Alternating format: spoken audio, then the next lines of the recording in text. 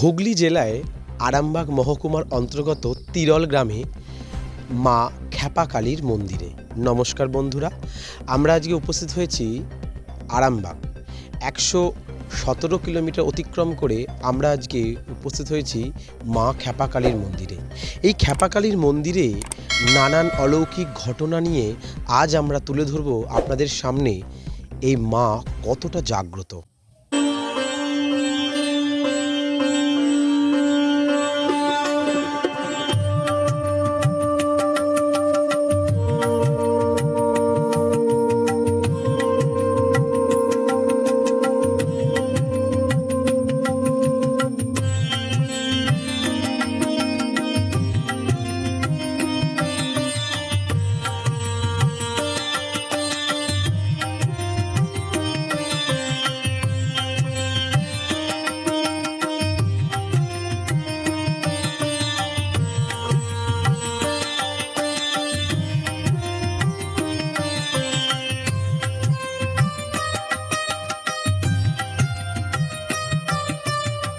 তিরলের মা খ্যাপাকালী, যার মাহাত্ম্য শুনলে গায়ে কাঁটা দিয়ে উঠবে।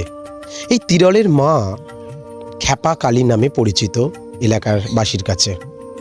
আরামবাগ মহকুমার অন্তর্গত এই তিরলে মা খ্যাপাকালী বসবাস করে।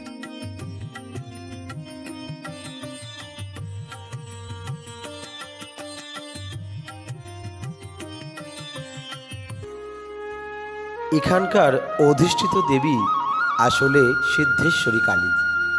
মানসিক ভারসাম্যহীন রোগীদের এখানে সুস্থতার জন্য নিয়ে আসা হয় বলে মাকে খ্যাপাকালী নামে ডাকা হয়। কথিত আছে জগজ্জননী মা শারদামণি তিনি সশরীরে এই স্থানে এসেছিলেন। তার বৌদির মানসিক ভারসাম্যহীন হয়ে পড়েছিলেন। তিনি তার বৌদিকে নিয়ে এই মন্দিরে আসেন এবং দেবীর আশীর্বাদে তিনি শারদামা কেন এসেছিলেন এখানে? শারদামা এখানে এসেছিলেন, প্রথমে এসেছিলেন ওনার বৌদি, ওনার দাদার স্ত্রীর জন্য মায়ের কাছে। উনিও একটু অসুস্থ ছিলেন, তো মা নিজে আমাদের এই মায়ের কাছে ওনার বৌদিকে নিয়ে এসেছিলেন এবং ওনার বৌদি পুরোপুরি সুস্থ হয়ে যায়।